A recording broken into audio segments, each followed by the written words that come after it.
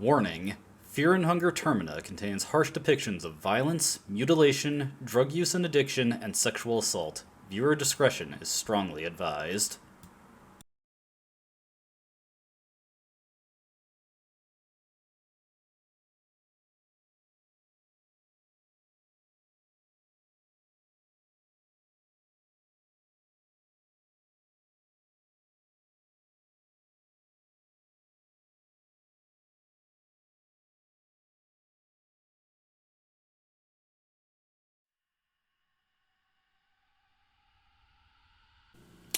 Hello, and welcome to another Let's Play.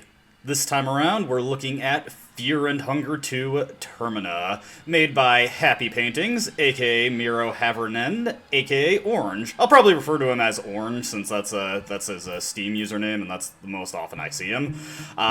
This is an independently produced horror RPG, released just at the tail end of 2022, and it is certainly a game. I don't mean that in a bad way. I enjoy this game quite a lot, and I would love to share it with you, the viewer. Been a while since I've done an independent game on this channel, not since Katana Zero. We are going to start right off the bat with a brand new game, and we are thrust into a character selection screen. In the most current version of the game, we have 8 characters to choose from. We have Levi, the ex-soldier, Marina, the occultist, Dan, or possibly Don, I'm not sure how it's pronounced, it's D-A-A-N. If anybody knows the exact pronunciation, please let me know.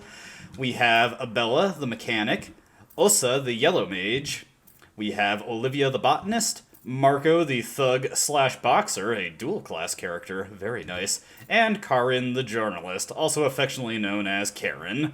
But for this Let's Play, or at least for the file we're going to be creating in this video, we are going to be playing as Marco, as he is one of the strongest characters in the game, and is probably going to give me the easiest time showing off various aspects of it. But he is not the only character we're going to be using. I will be doing multiple playthroughs of this game, and doing my best to combine that into a single series of videos. For right now, though, we're just going to focus on Marco. Get a little intimidating set of chains there. Make sure you press the Enter key when confirming your character's name. Otherwise, if you press the standard confirm key, which is the Z key, this game also recognizes keyboard input, so it'll add a Z to the end of your character's name, and we'll be playing as Marco's. I don't really feel like doing that. We have 3 difficulties we could choose from. The first 2, Easy, and Fear and Hunger mode, give you a standard experience of the game, although easier is obviously a lot easier. Enemies deal half damage, you deal double damage, a lot of obstacles are completely removed from the game, and you get additional goodies that make your going a lot easier going on. Fear and Hunger mode is the standard experience for the game. It is very intimidating for people just starting out, but once you get a feel for it, it is not too difficult. You just have to have a good knowledge base of the game to understand what is the most effective way to approach it. The hard difficulty is masochism mode, and normally when doing these Let's Plays, I like to play on the harder difficulties. We cannot really do that for masochism mode, because it completely changes the way the game played, to the point where it's almost a completely different game from the standard experience, and it would be a lot harder to explain how this game works by using it for this Let's Play, and we'd be missing out on a ton of content. So, for the purposes of the series starting out, we're going to be playing on Fear and Hunger mode. Now, one thing that I'd like to get out of the way before I get sidetracked into getting into this game's plot as well as its gameplay, you may notice that this video runs kind of long. Typically, I try to keep my videos around the 30 to 40 minute mark, but this game is pretty infamous for its extremely strict save game limits, not counting certain certain save items that we can purchase at the end of the game. There are 16 opportunities to save your game, only 8 of which are available right out of the start, and those have drawbacks to using, while the others are dependent on RNG and game progression, so we are going to have very limited opportunities to actually save our progress, and this is a decently lengthy game for an independent game, so these videos will run pretty long, and we'll be stopping at the points that I feel are the ideal moments to save my progress. Now, starting the game out, you have a character history for the character that you selected. You can skip the history and just get a predetermined loadout for your character, which is almost always suboptimal for your character. It is much better to go through their history and pick what you would like.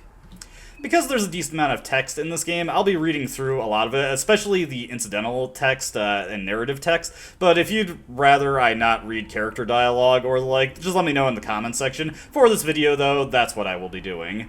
The soothing sound of the rail tracks. You're not used to such a peaceful and tranquil atmosphere.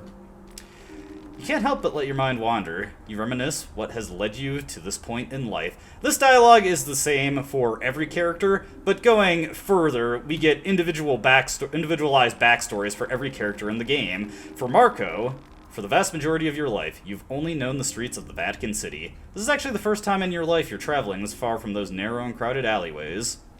Things don't look that fancy elsewhere. Traveling is overrated, you think to yourself. In your earliest memories, you remember spending time with your parents, but then suddenly you just didn't have parents anymore. You can't remember what happened, but from one point onwards, it was just you and your sister against the world. You were still only 10 years old. You had to make a living somehow. And here we get our first set of choices. The choices you pick in your backstory either give you perks or they give you items. The three options here are become a pickpocket, become a burglar, or try to lead an honest life. Try to lead an honest life is by far the worst choice you can take in this backstory. It only gives you 10 shillings, the currency of the game, to work with, which is very easily obtained through other means in the game. The other two, on the other hand, become a burglar allows us to learn lockpicking, which is very handy for getting some very useful items early in the game, as well as allowing us alternate paths for progression into the game. Become a pickpocket, on the other hand, naturally lets us learn how to steal, and you can get tons and tons and tons of good items. For the purpose of showing off as much as possible in this Let's Play, though, I feel that becoming a burglar is the ideal choice, though if you want to really do some heavy power gaming, become a pickpocket is also a very good choice. You've learned lockpicking, very handy. The Vatican City was full of street kids, similar to you, and in no time you learn the tricks of the trade. There are many typos in this game, so sometimes I'll get thrown off by that. You tried your hand at breaking into apartments and stealing all the valuables you could carry. It worked for some time, but too often you got caught in the act, which resulted in you getting beaten up. The streets schooled you hard, but as you grew older, you noticed that you started to tower over those who bullied you before. If someone still tried to do you dirty, you were quickly able to give them a taste of your justice. Because of your size and skills in fighting, you started to attract the attention of local street gangs that tried to recruit you as their muscle. This never sounded right to you. You had been extorted of your measly salaries too many times. You didn't want to do the same to anyone. But turning down small-time criminals only got you to further trouble. Almost every other night you'd end up in street fights. At one point you realized that you were doing more fighting than actual work. Not to mention that's where you got most of your money, too. You started to consider fighting as your job. Maybe it'd be worth investing into it more. You started to work out more regularly and follow a strict training regimen. Here we get a very unique choice that Marco is one of the few characters that has. This modifies his base statistics. All of the 8 characters in the game have the same base stat line before equipment. Marco is one of the few characters that can actually improve statistics. We can train his strength in order to give him +2 attack power, which is better than it sounds, but not an ideal choice. We could bulk up in mass, which would give him +2 defense. This is by far the worst choice. Do not do this at all. Defense bonuses that are not from your equipment only have a flat 1% reduction coming into damage. So we'd get a 2% reduction, rounded up, which means we'd only reduce incoming damage by 1 point. Not worth it at all. Improving your footwork, on the other hand, is easily the best choice. This gives you 2 extra agility. Now, in and of itself, this just lets you make sure you consistently go first before other enemies, because there are a handful that we'll run into speed ties with who could potentially hit us first, and that's undesirable. But the other big perk of this is that it allows us to much more quickly get to 16 agility, and when you have 16 agility in this game, you get an extra turn against the vast majority of the enemies in the game. I feel like this is a little overpowered, though, for showing off the intended way to play the game, or rather, the way you'd probably go through it on a first playthrough, since if we get lucky, we could potentially get extra turns far sooner than we're supposed to. So I'm going to ignore this one for now. Instead, we're going to take Train Your Stamina, which gives us an extra 25 hit points to work with, which is a very nice bonus. You started your days by running the Tiberian River upstream. The 10,000 steps of penitence located at the heart of the city also became familiar to you. Day and night you'd be running those stairs up and down. In the end, your stamina did increase, and in following fights you could easily take 1 or 2 more 2 more hits than before. You're doing alright in fights, so much so that you started to build a little reputation on the streets.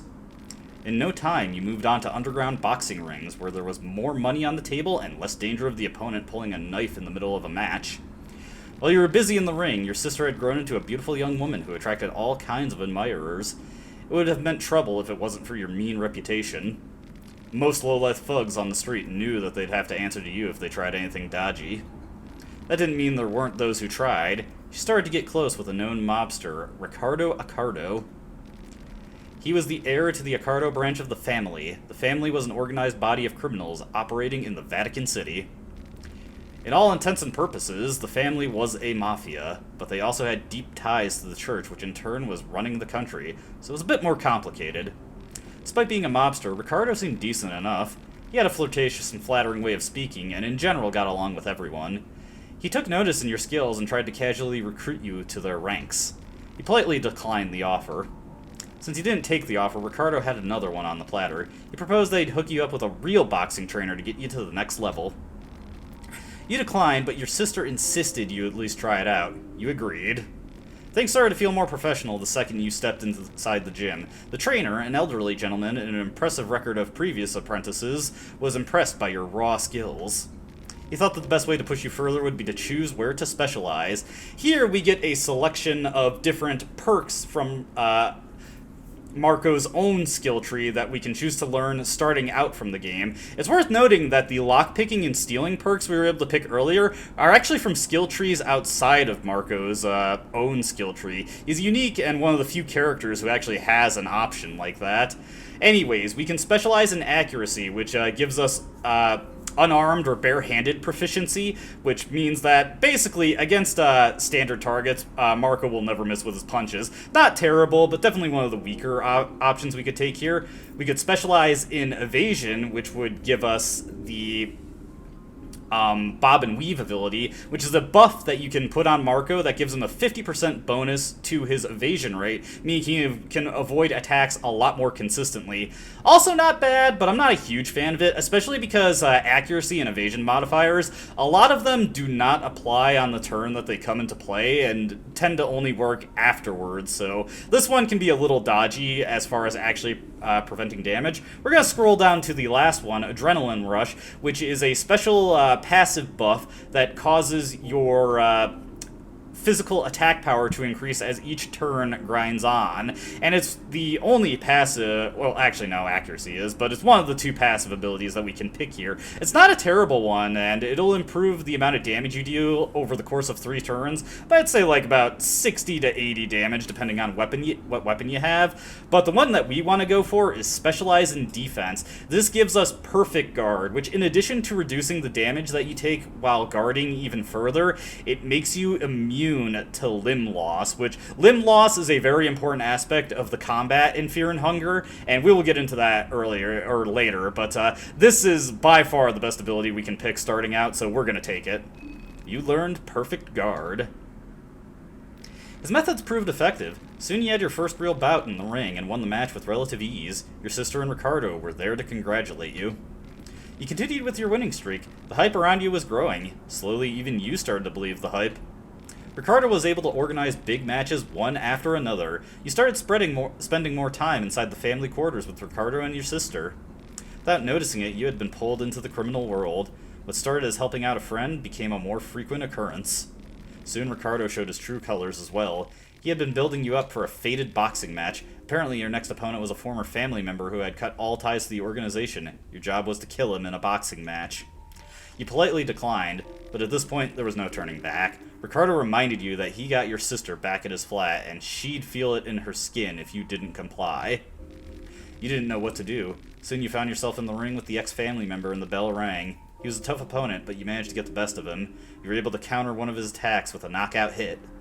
Things moved in slow motion as you saw Ricardo in the corner nodding with a sly smile. You followed up your hit with another, and another, and another. You didn't even stop when the man hit the ground. The referee had to pull you away with all he got before you stopped. The damage had already been done. You had killed a person. You were devastated by all this, but kept it all inside. This was only the beginning. Ricardo had plenty of dirty work for you to do, and at this point, he had plenty of leverage too, your sister being the last resort every time you hesitated. Things had to change. Here we get options for 2 more skills outside of Marco's skill tree. We can choose to kill Ricardo and get killing intent, or we could choose to just abscond with Marco's sister and flee the country. This will get us the escape plan ability. Both of these abilities suck. Escape plan is supposed to increase your chances to run from battle, but I'm not actually sure if it does anything. It doesn't tell you how much it modifies them by, and there are plenty of situations where I've had the ability and I've managed to fail to escape from battles 3 times in a row and nearly get killed in the process, so I'm not a fan of this ability at all. I'm not even convinced on any level that it actually does anything.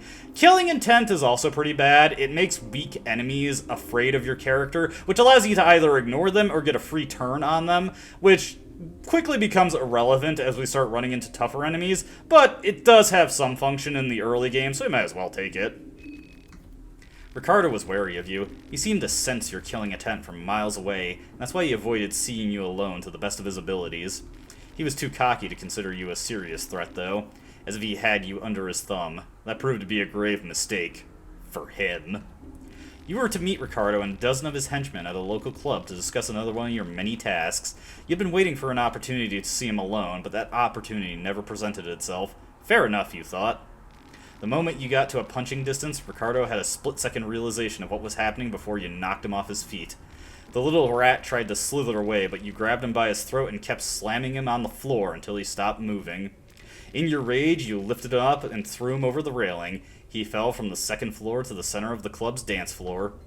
You saw him fall headfirst to the ground. You had succeeded what you set out to do. Getting out of the club was secondary. You had to fight through a mob of Ricardo's goons. Somehow you made it out from the back door with only minor injuries and ran as fast as you could. You ran away from the crime scene. The problem was that now both the family and the law enforcement of the city were after you. Just then, you received a phone call from your sister. She had been sent to Ricardo's summer villa in the country of Valland some days prior. You explained the situation to her, and the 2 of you decided to meet up in the country of Rundon. There was no possibility of you living in the Vatican City anymore. And there we are. You had to act fast before the police would catch up on you. What did you take before leaving the city?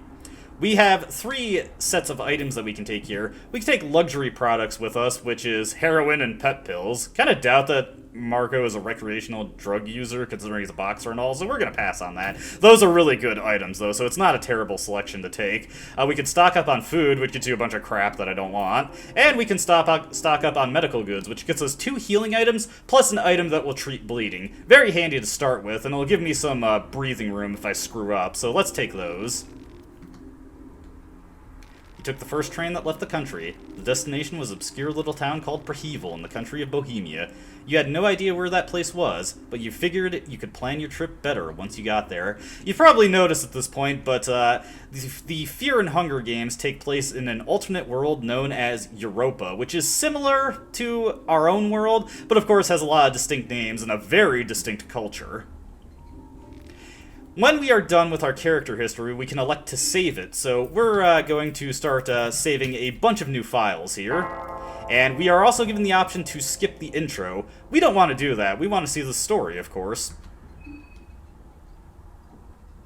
Looks like Marco is getting a little too relaxed, and he's beginning to nod off. It's that girl in the pink dress. What was that symbol that she drew? Yeah, makes me feel a little uneasy if I'm going to be completely honest. Alright, so let's just check out our character here. We have Marco. Starting out, if you chose to increase your stamina, Marco will start with his hunger slightly reduced, and he'll start with only 100 HP, even though his maximum is 125. As you can see, the HP stat is known as body, and we also have a mind stat. Wonder what that is. Marco comes equipped with little more than the clothes on his back, that being his combat jacket. We also have a kitchen knife that we could use as a weapon, but one of Marco's main unique perks as a character is that he does extra extra damage with unarmed attacks. Normally, when a character is unarmed, they'll do a wimpy little punch that deals about 100 damage. Marco, on the other hand, has the unique quick jabs attack for his unarmed attack, an attack that hits twice for about 150 damage on average per each attack, naturally totaling to about 300 damage. This is about 50% more damage than what most characters can do with a real weapon for most of the game, so it is very, very good. It is an extremely good perk to start with. You'll also notice that Marco has a phobia, teratophobia. We'll get into what phobias do later once it becomes more pertinent, but that's one of the less obtrusive ones to have. The best phobia, well, best in the sense that it would be the least intrusive, would be phasmophobia, but I'm not that lucky. Fortunately, we avoided the main phobia that I would dislike having in the earlier game, which is nosophobia. We'll get into why that's a bad phobia to have later. Salaryman. No answer.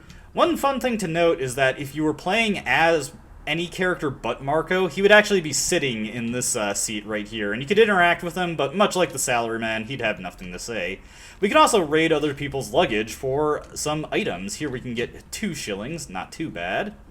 Heading into the next train car, we can rifle through another bit of luggage, get 6 shillings. Now, every searchable point, or nearly every searchable point in Fear and Hunger 2, has a randomized item. All item drops, for the most part, are completely randomized. There are some fixed gear pickups and fixed book pickups that we can get, and I'll address those when we come across them, but by and large, everything you search is going to have a randomized item. So this means your gameplay can vary quite a bit between playthroughs depending on what items you get. Here we got a pretty mediocre loadout of items. We got some food, and we got some money. Not the worst thing in the world, but there is definitely better that you could get. Now, this is odd. Yeesh. Yeah, no kidding. This is definitely not the train anymore. Where the heck are we? You! I've been looking for you everywhere. Just where did you think you ran off to? Don't you understand the hurry we're in? Yeah, leave me alone, buddy. Get your hands off of me. Also, put some pants on. Feisty one. The eyes of the janitor bulge out from their sockets as his expression intensifies. We can do it the hard way, too. Oh, geez. I actually did not know that you could fight him here. Also, you may notice a little bit of censorship going on, because this guy's got his willy sticking out. Yes, there is some sexual content in Fear and Hunger 2, but considerably less than there was in the first game, to the point where I can probably go through most of this Let's Play without age restricting the videos. I hope, anyway. Anyways, Marco is unique in that he can actually win this fight. I'm used to the other way of dealing with this scene. I did not realize you could actually just fight him right here. Okay, we got lucky there. He can hack... That hack attack has a chance of removing your arm, which naturally would be rather undesirable for a boxer. We avoided that fate, though. You may notice that at the end of the turn, we got a rev point. You can choose to use your rev points by either using the rev up command or using the W key on the keyboard. Revving up increases the damage of the attacks that we use. Also, other options we have are skills. We could try to talk it out, which would not work against this guy. We can guard, of course. We could use items, or we can change our equipment. Changing your equipment also uses up your turn. We're going to beef up our punches and attack his torso. Marco is one of the few characters that can reliably win this fight because of the huge damage that he deals. Other characters, it's a bit dicier. Not all of them start with good weapons, and it's very likely that they'll lose the fight here. Let's see if he's got anything. We can take that bladed implement he's got and find it's a Kasara, a little knife that can be used to hack away at trees. Were you to not fight him here, he would take you over to the seat and force you to assemble cubes until a girl in pink would motion us to move onward. I can show that in a different video. I'm going to preemptively mention that a comprehensive Let's Play of this game is not really something I can do because there's so many obscure events and variations, it would just take forever to cover them all. But a YouTube channel that I'm going to plug in the description is a channel called No Commentary. He compiles tons of videos on the obscure events in this game, plus glitches, challenge playthroughs, and other things that you can check out if you're interested in seeing more things that I won't be able to get into for this Let's Play. Also, for the purposes of this Let's Play and how long the videos are, I'll be leaving timestamps so that you can jump around at your leisure or resume watching the video at whatever point you left off at, so you don't feel like you have to watch this all at once. With that taken care of, let's go deeper into this strange area.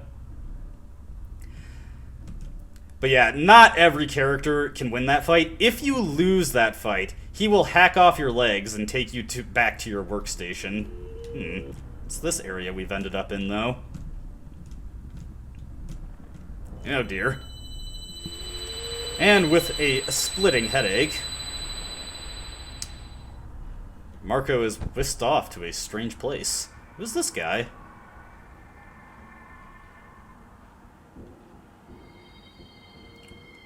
Actually, forget that. What the heck is that in the background? Is that the moon? Ah, there you are. A mysterious person greets you in a monotonous voice. Got you pulled out from that nasty place. You were going deep into that rabbit hole. Now you are safe under the beautiful green hue of the moon. Welcome to the Moon Tower. Oh, thanks for the assist, buddy. You are welcome. Since our words could not possibly reach my master, I speak in his behalf. And who might my master be? Well, for now, let's just say that he is the delinquent one. Rare, the trickster moon god. Rare was a minor god who was referred to often in passing in the first Fear and Hunger game, who did not have much of presence, nor did he have a formal name. You only ran into a couple of his servants. He's a much bigger deal in this game. And me? I am Prehevil. I am just a humble servant of his celestial majesty. You are the dreamer. He is the dream. My master has invited 14 of you to join us in the Jubilee of cosmic proportions. 14 candidates, but only one true victor. The Festival of Termina is upon us. What is this Festival of Termina? It is a festival to give you, the humans, a peek to grandeur and a chance to reach for illustrious heights. The festival to end all festivals. This must all be very confusing to you. I won't burden you with any more information at this very moment. Just head towards the tower. That is all you need to know for now. I will gladly answer questions once you get there. But until that, let us meet again under the moonlight. What a strange fellow. Ugh, I guess it was just a dream. Was it all just a dream? The bloody Kasara on your hand sends a shiver down your spine. Just what is going on? And yes, if you collect the Kasara, your character will have a comment on it. The train, it seems to have stopped.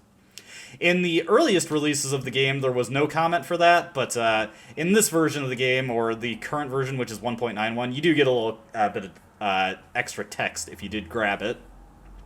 You'll notice that we've been fully healed. Make sure you don't use any healing items after that fight, if you even get into it, because you can also escape from that guy. Those items will be wasted, and you'd have been fully healed anyway. Plus, if you lost any limbs, they would be restored, so it's not the end of the world if you lose them in that intro section. With that all said and done, it looks like our train has come to its destination. At least I hope it's come to its destination. Prehevil, huh? Well, let's get out there. Where is everyone, though? Looks like there's something on the couch. Let's leave that there for this moment, though. The man in the suit is talking to himself. He seems to be completely lost in his own thoughts. I'm late. I'm already so late. It's like the White Rabbit. Well, let's get out of here and see if we can't figure out what's going on. So, that must be the best course of action for now. You've interrupted a discussion. Oh, Big Chad got up! Yeah, some of the dialogue in this game. This game takes place in an alternate 1942, and considering that some of the dialogue is more than a little anachronistic, this perky young woman with the pigtails is notably more prone to this than other characters. Now, we could just say, don't let me bother you, I'll be on my way, and skip this, but we'd be missing out on a ton of dialogue, so let's ask what's going on. You must be just as clueless as the rest of us. The train left us all here, at the outskirts of the city. All the train personnel? Everyone. Gone. No explanations. That is more than a little troublesome. No kidding. We decided to stay and wait here for a while. Someone has to come for the train sooner or later. So if you're not in a hurry, I recommend just taking a seat inside and trying to relax. Maybe we could introduce ourselves. Well, I am the boxer slash thug, ignore that last part, Marco. My name is Marina. My name is Olivia. Lovely to meet you all. You can call me August. Karen Sauer, a journalist on duty. Hey, I'm Henrik. And this mystic gentleman over here is Osa. It was Osa, right? Seems like a rather taciturn individual. Silly man. I'm pretty sure it was. We were the first to wake up.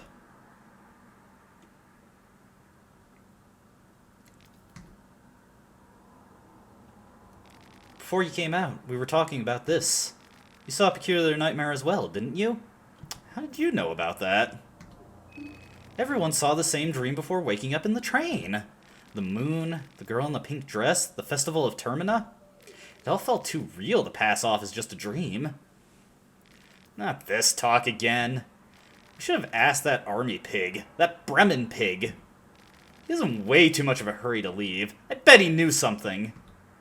This smells like a sadistic army experiment. Sounds exactly like something the Bremen army would be part of. They had similar hallucinogens experimented on war prisoners. Now that the war is over, they have to get their guinea pigs elsewhere. I wish I had your capacity in Feist, but I really have a hard time believing every conspiracy theory floating around. I'm a journalist. I've covered wars, you know. Yes, video game references. Very quaint. I don't need some flaky, eye-patched foreigner telling me what's possible and what's not. You haven't seen what I've seen during these past few years. I've covered wars too, you know. All men and women for the past decade or two have covered wars. What's your point again? I've seen my fair share of hallucinogens as a doctor, and I can tell you from a first-hand experience that there are no known chemicals that create visions that vivid. Especially visions that are identical with this many people. You can feel the tension rising between these two people. I take it that we're done here. As much as I'd like it, I don't have time to play happy campers with you people. I have a job to do. Which way is the city? It's an impressive visage right there. Look up over the forest top. Can you see the tower standing erect in the mist? That tower marks the center of Prehevil. You can hike through the forest to get there. It's not that far away.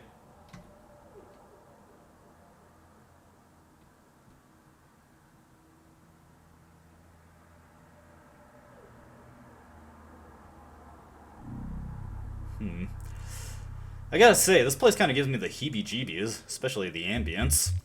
Alright then.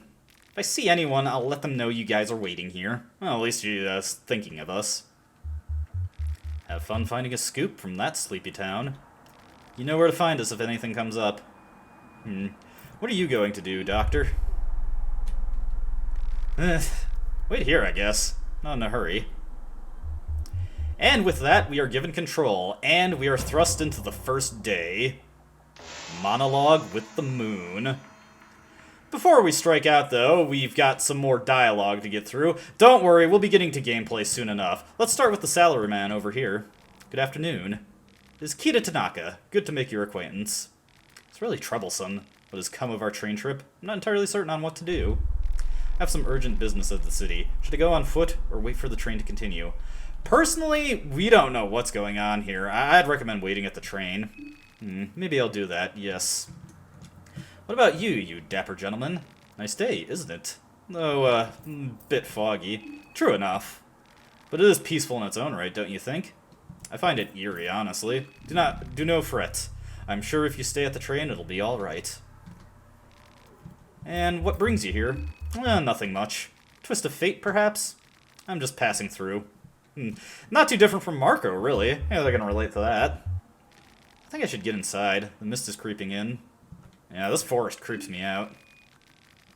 Oh, I think the forest bed here is very fascinating. Seems to be all kinds of medical herbs growing around. I'll keep that in mind. And what else could you say? Oh, yes, of course. What do you think the dream means? Maybe it was a premonition. I really hope not. I don't want to see that place ever again. Maybe we're not going to be that lucky. There's something more. Never mind. Alright. About you, Henrik. Would you look at that behind? Are you dead serious? If you keep that up, I'll come up with a better use for this wrench. Yeah, not exactly the most tact in the world. How about making yourself useful? Looks like we've got an engineer here, though. Maybe I will do just that. Just wait and see, Ginger. Yes, go make me proud. Oh, hey. What's your story? My story? Name's Henrik, 32, a chef, single, my zodiac sign, suffocated soul. What else? Let's see. They've got their own unique zodiac in this universe. What else? What brings you here? That is private. Man's gotta keep at least some of his secrets. I'm sure we'll see Henrik again soon enough. Osa. What business do you have here? Oh, actually, no, let's see what he thinks of the dream. It was interesting. What about you? What do you think of it? Must have been a premonition, I think. A vision, perhaps, but a premonition? Not so sure about that. Well, let's agree to disagree. Looks like Kita Tanaka has decided that he's not gonna just wait around. What about you, Red? Who are you? Oh, hi. We weren't introduced before. I'm Abella. Nice to meet you. I'm a bit busy right now. I'm trying to check if I could get the train in working order again. It's not just that the train stopped, but for some reason it won't start up either. Just checking up on things. You may notice that we have the option to attack all the people at the train. If you do that, you will get restrained and then tied up. Don't do that. Let's talk to this mysterious doctor fellow. And again, these army barricades. Maybe there is something to do that crazy. Oh, jeez. Orange, if you're seeing this, please rewrite this. The grammar is a little abhorrent here, especially for a character like Dan. Nah, something doesn't seem right here. What do you plan to do? Probably just head out too. There's no telling how long it takes for someone to come for the train. Besides, the city is right around the corner. I guess there's truth in that. You know, go get some help instead of just waiting for help. Alright, looks like the pigtailed girl has walked in here. And who's this fellow? We'll talk to him a bit. Now, I just want to remark on this guy. There's a bit of a programming error. You may have noticed there were some documents on that bench. If you grab the documents, it causes a scripting error, and this guy does not actually appear here. Pretty silly, but, you know, there's a few bugs in this game. The sleepy one. What's your story? My story? You gotta be more specific than that. I'm too complicated for just a few lines of dialogue. Oh, what brings you here? It's my hometown. I'm originally from Prehevil. But I never admitted in a conversation that I was from such a depressing and godforsaken small town. So you'll only make yourself look stupid if you go spreading the word. I thought Prehevil was a mid-sized city. Even medium-sized cities can be uncivilized, believe me. What are you doing? Just felt a little artistic. Actually, I hate drawing. I'm really bad at it. Luckily, ritual circles don't require the same skills. Ritual circle, eh? If you're playing on easy mode, Marina will give you a special book here that is very handy to have. We'd have no such luck here. What do you think about the dream? You seem to have a little occultic knowledge. Oh yeah, that was cool. There's something bothering me now, though. I won't talk much about the moon. That rapist smile will leave a scar in my subconsciousness for sure. It was definitely more than a little off-putting. Maybe it's just because I've been studying this stuff for the majority of my life, but I think it was a vision meant for us to decipher. Just seems obvious, you know? That's why I have a hard time believing the conspiracy stuff the other guys were talking about. Alright, let's talk to this gentleman over here. Oh, and here is a unique bit of dialogue, or rather text, that you get if you're playing as Marco. I think Karin might also get this, but I haven't checked. You recognize this man. He is Caligura, also known as the Count Dragul, one of the capo regime, or captains from a rival branch in the family. You have no idea what he's doing here, though. Could he be on to you? The fuck do you want? Oh, how are you doing? The man just keeps looking directly at you without saying a word. You're not sure whether he recognizes you or not. Weird situation we're in, right? His expression just keeps getting more grim. That fucking does it. Man, not a nice guy. What was that? Seems to have a few issues. That's putting it mildly. Something seems off about him, though. It's probably best to just ignore him. Caligura is a very sporadically appearing character in this game. This is one of the few opportunities you have to see him, and likely we aren't going to be seeing him again in this Let's Play, but, well, maybe after a fashion. Alright, so this bench is our first area where we can rest. If you rest, you are given the opportunity to save your game. However, it also advances time. On top of that, we found a combat manual and a Prehevil map. We'll be looking at the manual later, since one problem with books in this game is that while you are reading them, the in-game time is passing in the background, which means your mind and your hunger will be decreasing. The other item that we got there is the map. It's actually somewhat important that you collect these books, for reasons that I'll get into once it becomes relevant. With that all said and done, we can finally get out of here and actually start playing the game. What a concept. Perhaps we'll run into some of these fellows again at a later date. Starting out, we want to pick up a lot of the foliage that is around here. There are green herbs which cure infection, which is very important. There are some barrels that we can search that have items in them. Fly Amanita is a crafting item that lets us make white vials to cure poison. An egg is an ingredient that allows us to cook. Lots of crafting stuff, yet we have no crafting ability at the moment. Inside this little hut, you can find some boxes to get a booby trap. This is something that we can place on the floor, and it will stun an enemy if it walks over it. Could potentially be handy. Got some rotten meat. Speaking of rotten meat, some rotten meat over here. There is something that we can do with it. Rotten meat can be eaten to restore your hunger, but it also poisons you. Not exactly worth it at this point. Turnip. Now, despite hunger being in the name of the game, the hunger system is not really something you should be all that worried about. You get tons of food items. Also, sometimes barrels have nothing in them. Bit unlucky when that happens, but not the end of the world. Here we've got a blue herb. This restores a small amount of HP, but it can also be crafted into better healing items. Here we've got lavender. This restores a small amount of your mind, a very small amount, only 5 mind, but it's unlikely that we're going to be able to do anything with it, anything real with it in this particular playthrough, though perhaps in a different playthrough.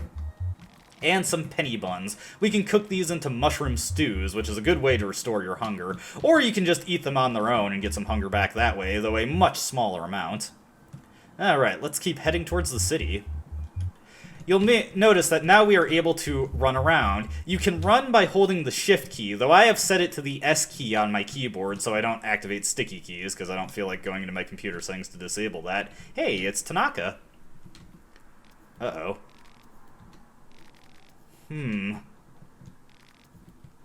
So, it looks like a bit of trouble is afoot in the city of Prehevil. We've got some corpses here, and it does not look like they went out in a pleasant way. This is awful. Now, you may notice we have the option to attack Tanaka here. If we do so, we can kill him without any repercussion. Nobody will know of our murder, and we can loot him for all the goods that he has. Oh. An empty bucket. Looks like it's fell over on its own. But we're not that kind of guy. We aren't going to murder Tanaka. Alright, let's see here. What is this? A ritual circle. You'd actually use it if you had something to draw with. To utilize this ritual circle, we would need a piece of chalk and a Bible with which would allow us to learn the symbol of the corresponding god. We don't have either of those things at the moment, so there is nothing that we can do with the ritual circle.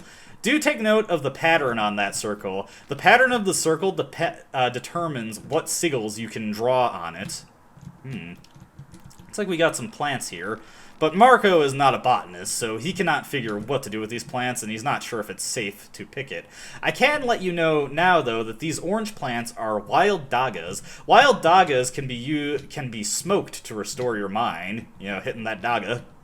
Let's get that green herb, and let's go deeper into the outskirts of Prehevil. Hopefully we don't run into any trouble. I'm a bit concerned, given those corpses that we saw. Hey, look, it's a person. Looks a little... Uh-oh. Whoa. We seem to have stumbled onto something. Termina is upon us, and with that dialogue said, the woodman will immediately beset upon us. We want to immediately dive into his house, because there are some items that we can get in here. First off, we want to get some dried meat, and some goat hoofs. Those can both be eaten to restored hunger, more penny buns, but the real reason we want to come in here is because there is shattered glass located around the premises. We can pick this up and use it in fights to blind enemies, and we absolutely want some. Additionally, when you check refrigerators, they'll always have white vials in them to cure poison, which would be handy for us. We definitely want that ability as well. Pick up some more glass shards here. Heading up the stairs, you'll notice that the door to the basement is chained up. There's nothing that we can do about that right now. Perhaps if we had a key or some item to destroy the chains. Let's head into the woodsman's bedroom here. Woodsman's letter. More books to read later. Let's see, more glass shards and a bookshelf. You find the truth under the moonlight. Bookshelves give you randomized books. The way it works is that there is an item list for books in the game. When you check a bookshelf, the game pulls from this list and then gives you that item, then subsequently removes it from the list. Do also note that there are some dud slots in that item list, so you can occasionally get nothing from searching a bookshelf. However, once you get a book from a bookshelf, you'll never get it again. You also note that the woodsman has a bed. We could sleep in it, but as long as the woodsman is alive, he will ambush us in our sleep, should we try to use his bed, which perhaps is a little understandable. He seems to be a little cuckoo for Cocoa Puffs, independent of that, though. Now, let's get out of here, and hopefully I can maneuver around him. We do not want to fight him, and fortunately, he's a little bit away, so we can just maneuver around him. He moves really slowly. We can get past him without even running. Do note, though, that when you are in the sights of an enemy, you are put into tension mode. Tension mode causes your stamina to deplete at triple the rate, causing you to run out and slow down a lot faster. Yeesh. Not very kind to the oxen in this area, either. This has not been this is quickly turning into more than what Marco was probably hoping for when trying to escape the Vatican. Oh, geez. It's a dog, but it's like missing its head. Fortunately, we can avoid this hound by simply backing up, but it looks like we got pincered by another one. We are thrust into our first battle with a headless hound. Let's try and psych ourselves up. Now, we have a unique option against headless hounds here. Should we engage them in a conversation, the creature seems to struggle breathing, we can give it rotten meat. And that will cause it to lose a turn. This gives us an opportunity to rev up and just punch its torso. And fortunately, Marco has the strength to kill it in a single blow. Nice. Unfortunately, we could not get away quick enough to avoid the other one closing in on us, but we do have a spare piece of rotten meat, which is one way the RNG favored us this run, so we can give him the rotten meat, rob him of his turn, get another rev point, and punch him. Yeah, look at how much damage Marco did there with a single rev point. He almost hit for 400 points of damage. Good stuff. Now, when an enemy is defeated, you can choose to beat it. This will make sure a specific enemy in the game does not get up after killing it. This is a mechanic that doesn't really see much use. It's kind of silly. You'll notice that we have a pretty extensive list of options here. We can also search the body of the creature, but of course, being a dog, it doesn't really have anything we can make use of. Now, heading over this way, we've got a stalled out truck. Unfortunately, it's locked, and it has got a busted lock on top of that. We don't have keys for it, so I doubt we could make any use of it anyway. Now, out in this area, there's actually a little secret. It's not a big deal, though. In fact, there's no point in doing this, but I just want to show it off. If you head into this little opening between the trees... Icky Terso. Awaken from my slumber. Is it time yet? Time for what? What nuisance. I'll wait for Venushka. Do not wake me again, worm. So, a follower of Venushka. Venushka is a god in the Fear and Hunger universe, one of several. He is the god of nature. And apparently that guy is waiting for him. Nothing we really need to concern ourselves with, though. And whoops, I'm getting stuck out here. Is there anything else to find out here, actually? Doesn't really look like it. Alright, let's see if I can't find the way back. Yeah, that's a little bit of extra dialogue. You don't have to talk to that guy, and it is a very long time in the game before there's actually anything at all concerning him. Oh, geez. I've gotten myself lost. I rarely go this way, so I'm actually kind of unsure how to get out of here. Oh, dear. Have I trapped myself? Is this the end of the Let's Play already? No, I should be fine. Let me see. Where the heck did I... Okay, here we go. Let me see here. There we go. Yeah, it's not always obvious what you can and can't walk behind. Where did I enter from? I think it was over this way. Bit of a delay here. Sorry, people. Let me see. Oh dear. I got here, so I should be able to get out. There we go. There we go. Sorry about that. All right. With that all said and done, let's get on our way here. Heading over this way, if we head down past this barricade, find some more penny buns. Could always use some more food. We don't have much to work with at this point, so it'd be a good idea to stock up while we can. And some kind of hatch. Hold that thought. Another penny bun to grab. As you can see, Marco is starting to get hungry. As you deplete, you will enter... As your hunger depletes, you will enter increasing states of starvation. The first one happens after you reach 50% hunger. When that happens, you lose 10 of your maximum HP, and your attack power is halved. You do not want that to happen, so remember to always feed yourself before you reach that point. Let's just take a look at our food and see what we've got. Should we stave it off a little bit? We should be fine for now. Let's save our items for the moment. Let's open up this hatch. A smell of rot strikes immediately upon opening the hatch. But it looks like we're not alone. It's Abella. Oh, it's you. We met already at the train. What do you have there? Found something? I found this hatch. A hatch in the middle of nowhere. Seems a bit suspicious, no? Interesting, the very least. How about we hop in and see what's under there? You have to be at least a little curious. Yeah, let's check it out. That's the spirit. I like this girl. She's spirited. Tunnel reeks of death. Wow, this place is incredible. I heard the Eastern Union had big underground networks around Prehevil, but I wasn't expecting this. Where'd you hear something like that? Oh, yeah, it was in the newspaper a while back. It's close to my line of work, so obviously I keep an eye on articles like that. How about we continue deeper? You don't get to say a word, but I'll be traveling with you for a while now. Oh, well, you're more than welcome. 2 heads are better than 1, after all. And we get our first party member, Abella. Abella joins you by far the earliest of any character in the game, so it is a great assistance to have her help right now, and will give us a lot more consistency in winning fights. As you can see, Abella is afflicted with zoophobia. Now that we can actually fight things, I can get into what phobias do. Phobias are, of course, fears that your characters have of specific enemies. If your character is afraid of an enemy, they take 50% more damage from that enemy, as well as having a 50% reduction to their evasion against that enemy. Those headless hounds that we fought against, they trigger Abella's zoophobia, so she would take increased damage from them. Pretty nasty thing to have to deal with, but fortunately, we're past the point where we have to really worry about that, and zoophobia is one of the less obtrusive phobias in the game.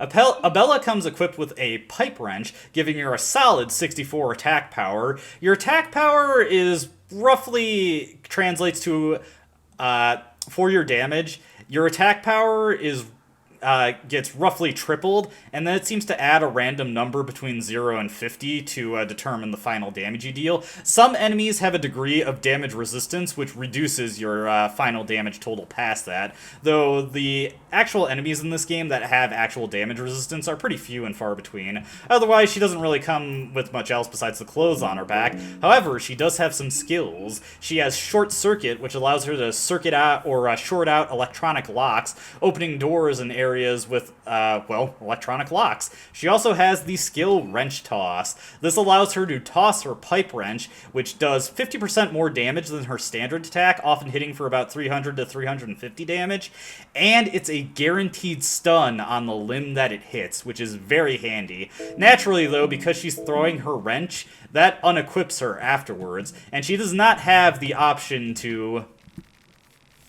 Or if you have spare wrenches, she will not automatically equip one. We can search the shelves in this bunker to get random mechanical bits, such as scrap metal, but we have a unique thing here, our first chest, and this throws us into our first coin toss of the game. The coin tosses in this game are a pretty notorious mechanic. Basically, treasure chests and certain enemy attacks require that you pass a coin toss to determine the result. Should we succeed in the coin toss against the treasure chest, and I failed, well, if we fail, we get nothing. If we were to succeed, we'd get a random piece of equipment or a random good item, such as ammo or healing items. Ooh, nice. Cloth fragment. We don't have many ways to treat bleeding at this point, so any cloth fragment that I can get is handy. Broomstick, not that helpful. Gasoline canister.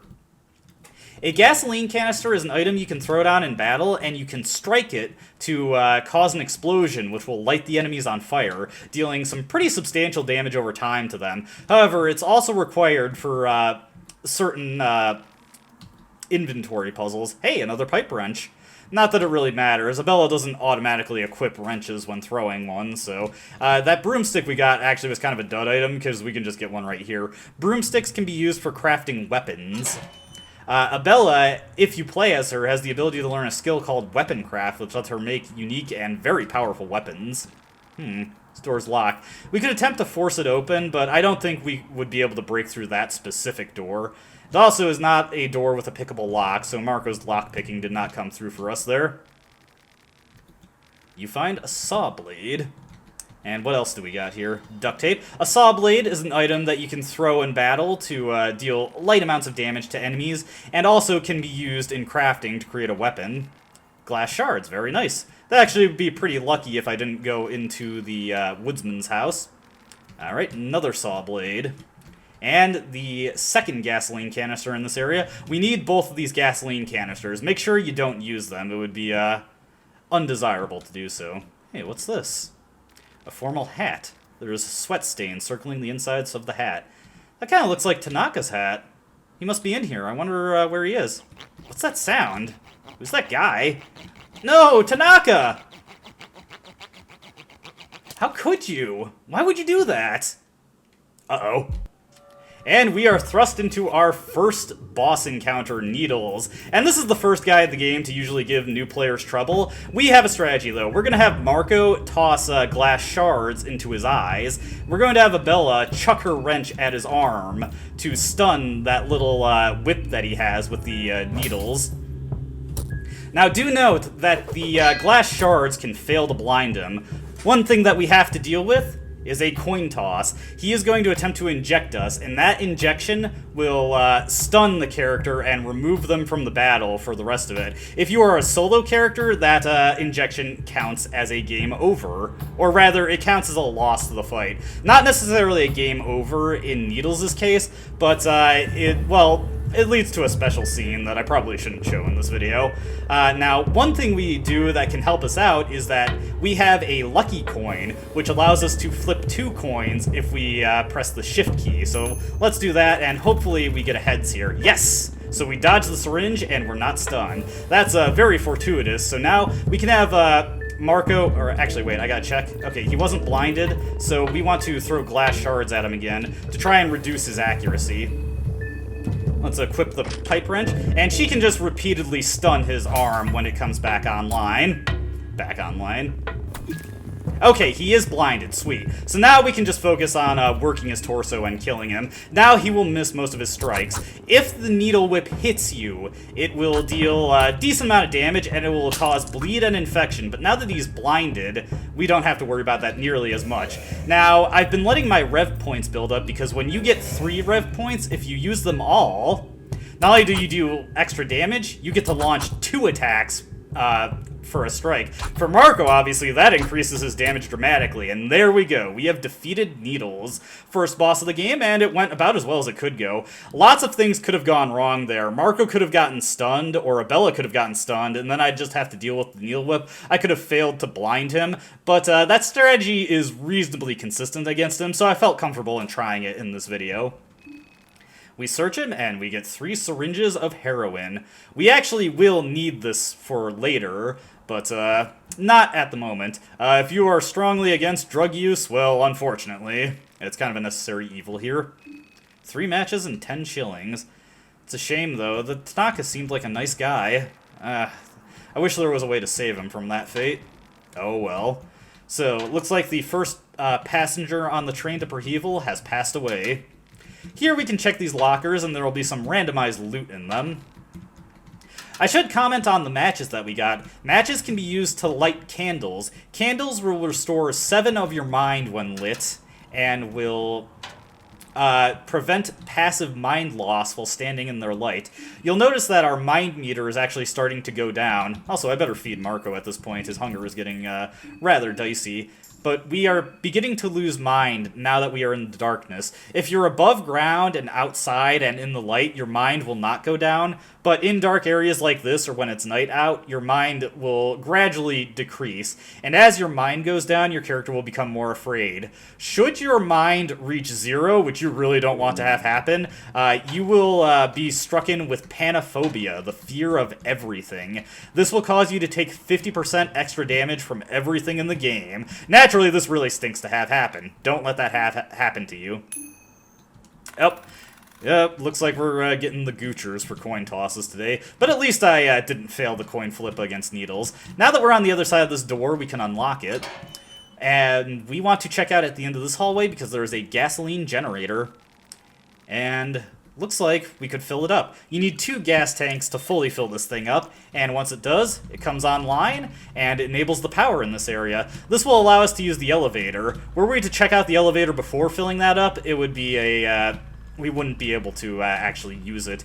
You'll also notice that this light by this door has opened up, or lit up. We can use Abella's short circuit ability to open up this door. We're going to ignore this, though. This door connects to Tunnel 6, and it allows us an option for getting into the sewers of Prehevil, but we don't want to go there, since we wouldn't really be able to do anything if we didn't have lockpicking, and since most characters are not going to have lockpicking, I don't want to show that off right now. We will be taking a look at that in a separate video, though. Alrighty. With the generator powered up, we can head into the lower level of the tunnel. Hey, it's that girl with the pink dress. Wait, why are you running away? Strange. I should go over one new mechanic that we have. Now that we have a party member, we can press the T key on our keyboard to initiate some party chat. Though it looks like we do not have any dialogue that we can get for this area. But various areas throughout the game give you various different options for what the party members can say, and you get some interesting characterization and additional lore. Now, as you can see, we've got another electric lock here that we can have Abella short circuit. As our party member, she'll just automatically do that whenever we see an electric lock. Get some 303 rifle ammo, very nice. And more 303 ammo. That is actually very handy. I'm glad to get that. Hey, a piece of chalk. This will allow us to draw the symbol of a god on a ritual circle if we come across one. What do we got here? An ornament lantern. We can throw this at an enemy to burn them. Very handy. And, come on, let's go for another heads here. You're doing pretty bad on those right now. We'll have options for clearing these chests a bit more reliably in a bit, but for right now, we just kind of have to deal with that. Maybe I should go tails on the next one we come across. This is going to be one of those playthroughs. Now, let's see here. Hey, it's a soldier. Dead body. Seems in a relatively fresh state of decomposition. Appears to be a letter and a key in his pocket. Soldier's letter and eagle brass key. Interesting. It's hard to make sure of the cause of death. There's not much physical trauma present. Maybe he suffered a heart attack or died because of some other disease or poison. If you learn a certain skill, be sure to keep this body in mind for later. What the heck is this? There's some text on the monitor in a simplified writing format. The telectroscope cannot be connected to the logic unless all 3 cables are switched on. Connecting one before another does not cause any damage to the system, but it should not be done without clear orders from the designated official in charge of the operation. Please refer to the operation manual for the information on the personnel in charge. A telectroscope, eh? Well, let's connect it. What's logic, though? Well, I suppose it can't hurt to do that, at least. Looks like we've got a little library here with an occultic symbol. That's the symbol of Rare, the moon god. On this bookshelf, that's a terrible book to get, Occult Grimoires, because there is a guaranteed bookshelf. There's a bookshelf that has that as a guaranteed drop, and it will give you that regardless of whether or not you've gotten it before. That's pretty awful, but yes, there's a couple bookshelves that have guaranteed books to get, and if you failed to pick up the map and the combat manual on the train, those will also be in the pool of bookshelf items, so be sure to grab those to spare yourself getting a dummy item from a bookshelf. But let's check out the symbol. Whoa, seems to have taken us to an alternate world. Here we are in the rare dimension. There are a few places in the game where we can enter an alternative version of the area we're in called the rare dimension, and as you can see, it's a bit of a pseudo-industrial wood-based hybrid. The telectroscope, you have no idea what you're looking at. Whatever it is, it's pulsating erratically. Yeah, it's a lot grodier in the rare dimension than it is in the real world.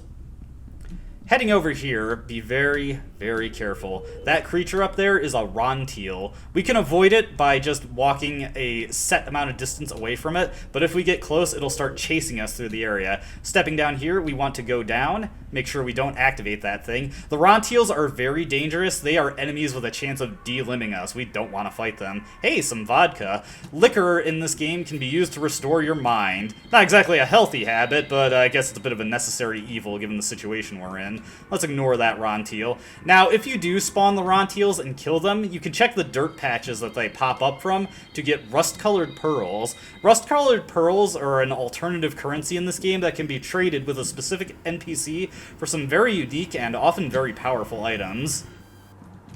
We'll see if we'll be able to get any of those in this Let's Play. I'll probably make a point to try and get at least a couple of them. There's one that I strongly recommend getting if you're not favored by the RNG. We'll just scooch by that one. Get a bottle of beer, more mind restorative. Weaker than the vodka. It only restores 30 mind as opposed to the 50 that the vodka restores. By the way, I could not recommend downing an entire bottle of vodka, no matter the situation. Alright, let's go for tails now. Ah, of course. It happens. But yeah, we're having bad luck with those. We have no equipment at this point, and that is one of our few options for getting equipment, so it's rather unfortunate we're not getting anything from that. Note that you can get equipment from stuff like barrels and boxes, though it's much less likely than getting stuff like food and liquor. There's another Ronteal over there. We're just going to hang to the side to avoid him and go up this ladder.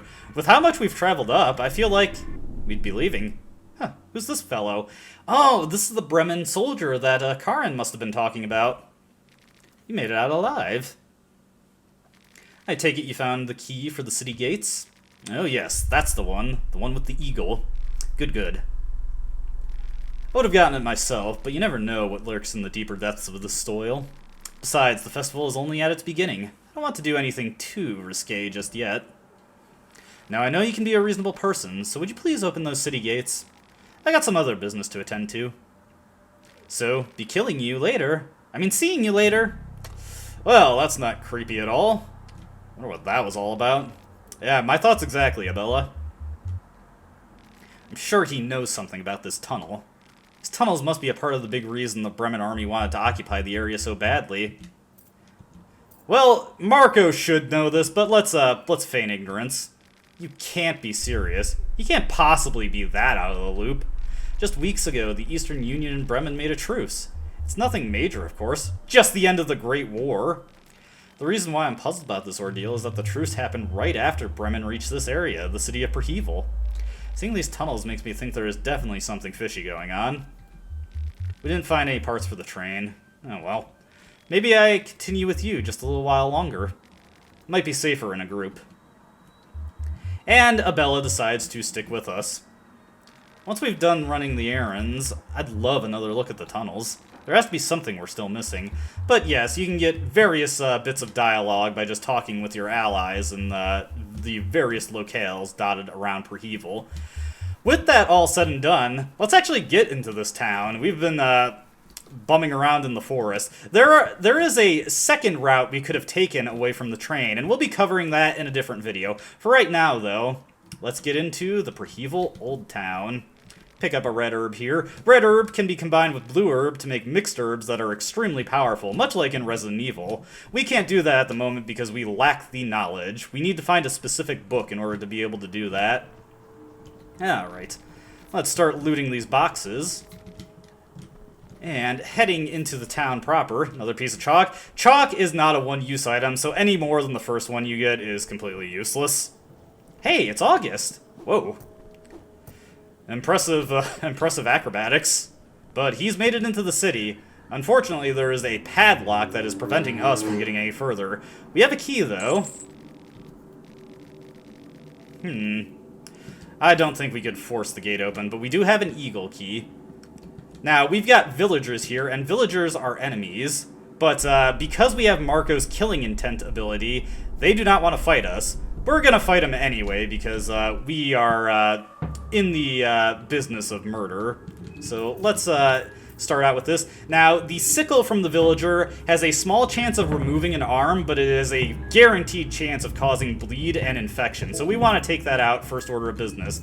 We're going to have Abella chuck her wrench at his torso, because more often than not, that'll just kill him outright. These guys only have around 300 HP and 343. That's more than enough. Make sure to re-equip Abella's wrench after you throw it. It does not automatically equip after the battle is over. Killing that guy, we get a sickle. A sickle is a weaker weapon than the pipe wrench, so it's not any real help. Oh geez, what the heck is this? A bloody ritual crucifix. They used to have these in olden times, but you never seen one in person. The smell and sight of the sacrificed corpses is repulsive. You feel like throwing up. Abella, what do you think? This is barbaric. What kind of religion would have rituals like this? Yeesh, yeah. The world of Fear and Hunger is extremely religious. It's very much theocracy across many areas, and that's actually a very lucky item to get. We got a bone saw. Bone saws can be used to cut off enemy heads. Why would you want to do that? You gotta be kidding me. Bone saws also have a 5% chance of cracking or so, and that is so unlucky. Oh well, it gives me an opportunity to show it off early. I can't believe that. That is the first time I've ever had that happen on the first attempt to saw off an enemy head.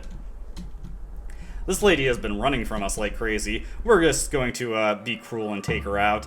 Alright, we're just going to attack her torso. The villager females can stab you with those knives to cause bleed and infection, but otherwise they're not that threatening. Marco can often just punch them to death, so I just went straight for the torso. Get some moldy bread there, and unfortunately, do not have the bone saw, so we cannot get the head. That was one bit of good luck followed by the worst bit of luck. Oh, hey, another bone saw. Well, come on, let me show this off. Okay, let's use our bone saw to get a head. There we go. And you get this sound effect that my friend describes as sounding like somebody is opening and closing a zipper repeatedly. Which is a good description. I like it. Thank you so much, Ben. I appreciate you coming up with good ideas like that I can steal. Alright, saw off this guy's head. Once again, there is a mod available that significantly speeds up the rate at which you saw, but I want this to be as accurate to as just buying the game and playing it as possible, so we're not using that mod. Heading into this, we find the bathroom. You can jump into the toilets for a self-inflicted game over, which I would not recommend, but also, we can grab some dirty toilet paper. It smells pretty bad. Toilet paper can be used as a bandage to cure bleeding, but naturally, because you're rubbing feces on your wound, it will give you an infection more often than not. Would not recommend. This road that we can take will lead us back to the woodsman, and now we have the ability to fight him, so we're going to do so. Better make sure Abella has her pipe wrench equipped. Yeah, always check that before getting into fights. It is a bad idea to go into a fight without it equipped. Alright, woodsman. You creeped us out earlier, so I'm afraid your life ends here. Like the janitor, the woodsman has his willy exposed. Or does he? Well, we're just going to punch it and give him a severe amount of groin pain. We're going to have Abella chuck her wrench at his arm so that he can't whack us with his axe. The appendage, as the game identifies it, is very weak. Oh, hey. Or she could just, kill his arm.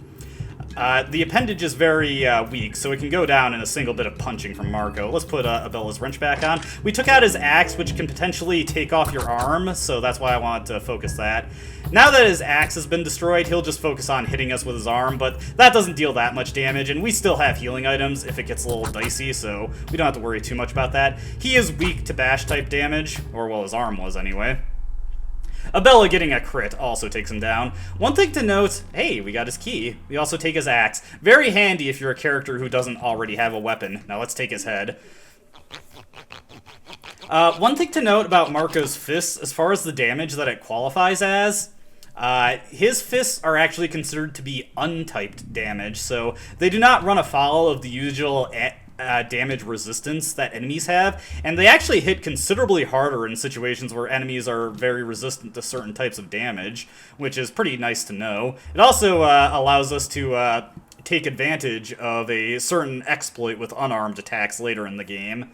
Now this basement is chained up pretty well, but we got a key here now, so let's just pop these locks open, head into the woodsman's basement, and see what he was so desperate to hide here. Alright, some penny buns, lavender. All terrible items, honestly. That is some of the best, that is some of the worst loot I've gotten. Hey, ornament lantern, always handy. Some bolts, and some useless items. Here we get a paprika. It would be nice if we actually had a recipe book. More rotten meat. Terrible items. Chanterelle is another item that we can craft into a slightly more useful item. What are these bloodstains? Best fuck of my life. Oh, jeez. What the heck is she talking about? I led his cold member inside me. Even my loins couldn't warm it up. Yes, I did it. I laid with Black Kalev. I tasted his seed. He was more of a man than you could have ever been. Twice the size, in fact.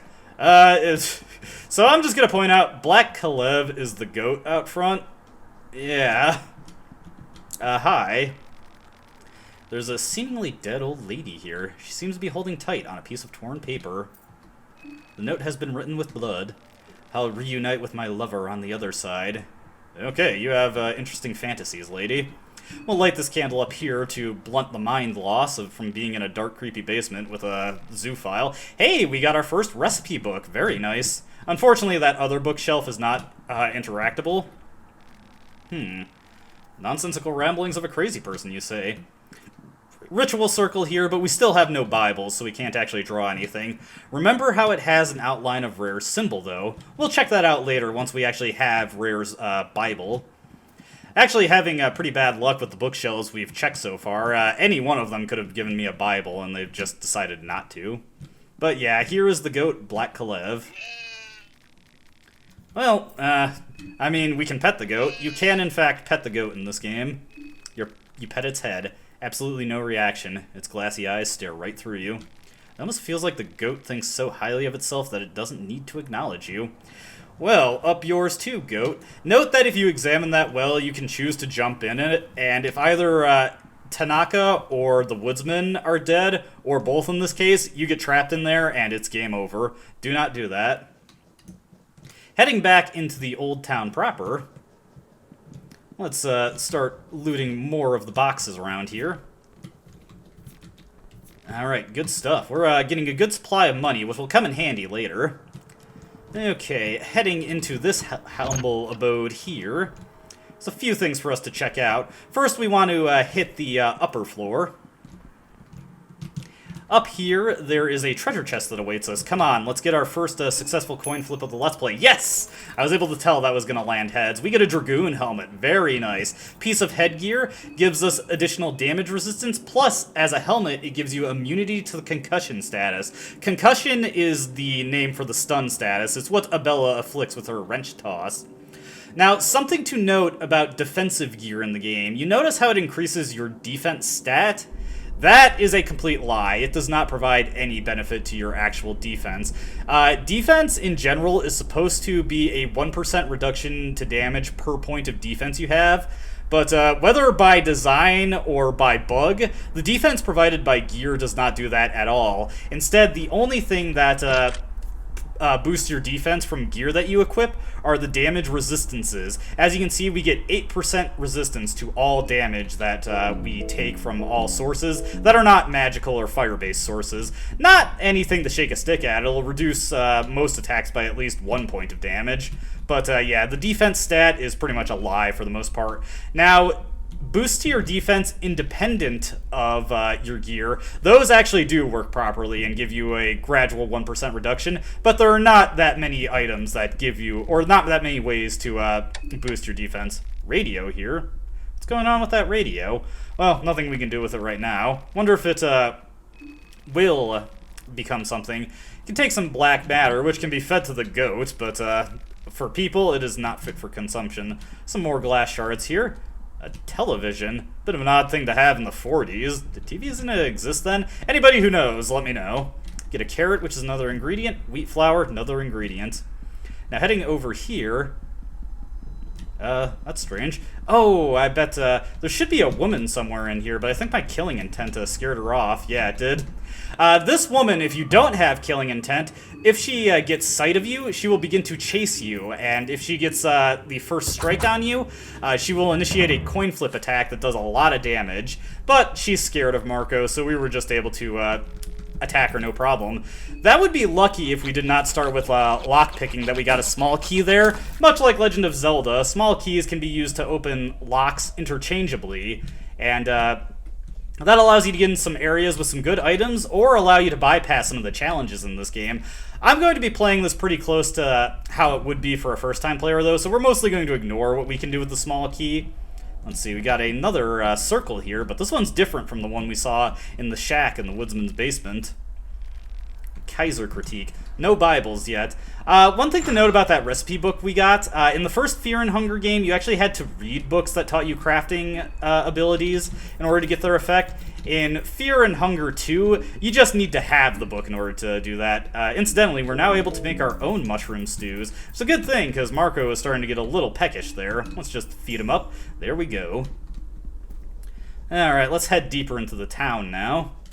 Heading over this way. Huh, some guy, looks like he's curing fish over there. I don't like the look of him, though. Let's just ignore him for now. Sign says closed until tomorrow? Well, I've got lockpicking, so I'm coming in right now. Oi! So what do you think you're doing barging in like that? We're closed today. Come back tomorrow. And if you used a small key on that door, you completely wasted this. This guy will not sell you anything on your first trip here. This is the general store, though. Starting from day 2, he'll start selling supplies. In particular, he'll sell stuff like clothing fragments and green herbs, which is one of the only renewable sources of those items in the game. So if you run out of green herbs to treat infection, remember this guy. Get some lavender here. And looks like we've got a bit of a tougher villager here. This guy is not nearly as intimidated as us. This is a pipe villager. He's about 3 times the enemy that the sickle and village females are. He has about 900 HP on his torso. Fortunately, we're able to take his body out, or his arms out, pretty easily, because they do not have that much HP. Note that he is able to tackle us once his arms are removed. Doesn't deal that much damage, but it will add up over time, so we want to focus on taking him down as quickly as possible.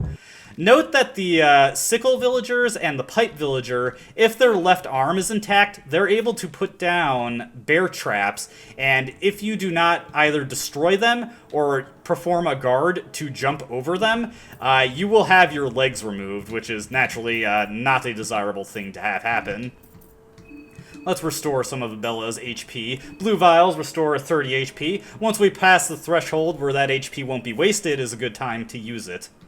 But, yeah, one thing to note about losing your limbs in this game, it's not a permanent affliction like it was in the first game. There is a way to get your limbs back should you lose them. Weird coffin. No reaction when I knock on it, though I'd be concerned if it did have a reaction. One thing to note about coin flip attacks in this game, almost all of them can be evaded should you throw up your guard, which is something that is very good to keep in mind for some of the more threatening ones. I didn't do that for Needles since I felt it was more prudent to just try and blind him early on, but that is another way we can avoid the worst of his attacks. Heading into the basement of this house here. Moist and musky. Oh dear. Another pipe villager. This one's not too bad, though. Once again, we get the first go. One thing to note about the pipe villagers and the sickle villagers, they have a random chance where they can actually lay down bear traps at the start of the battle. I'm not really sure what determines it. It seems to be a bug, honestly. But it is a very annoying thing to have to deal with if it does happen. As you can see, Wrench Toss does some pretty studly damage when you rev it, so yeah, it's a very handy attack. It's less useful when Abella is by herself, since obviously it puts her at a huge disadvantage if the enemy is still able to act, needing to re-equip her weapon. But in parties, it makes Abella invaluable. And there's going to be a very particular fight coming up in the next video that'll be very helpful for us that she can do that. Hey, another pipe wrench. Would be handy if we had a non-Marco protagonist. Checking this bookshelf right here. get Adathomia. This is actually a book I want to check out right now because this one, where is it? This is one that tells you the name of every ailment in this game. The Book of Medical Science, the Book of Anathomia, collected knowledge of Homer of the Obisonia, symptoms, effects. So that head symbol is concussion, that broken bone is, well, fracture, broken bone, the blood drop is bleeding. There are various levels of poisoning. There's infections, blindness, severe mental trauma, severe physical trauma, nausea and sickness, confusion, withdrawal, and severe withdrawal, irritation, burn, and temporary paralysis. Temporary paralysis is the one that needles can hit you with if you fail the coin flip. Different stages of hunger and different stages of fear. This book by no means covers everything under the sun and stars, and thus it should only be used as a reference. Now, you may notice that did not actually tell us what the various ailments in this game do, and that's a really annoying thing about the Anathomia, but a lot of them are intuitive enough. Some of them, like the weirder ones, like Fracture, what does that do to us? That reduces your maximum HP by 20%, and I believe it reduces your attack power slightly too, though not by a huge amount. Other ones like Nausea and Sickness lower your accuracy. What was another one that rarely comes up that's worth knowing about?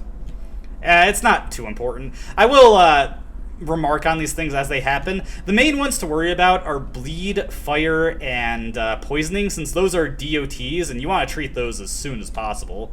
Heading over to this bookshelf, this is where the guaranteed occult grimoires spawn, so it is very unfortunate that we ended up getting one from a random drop earlier.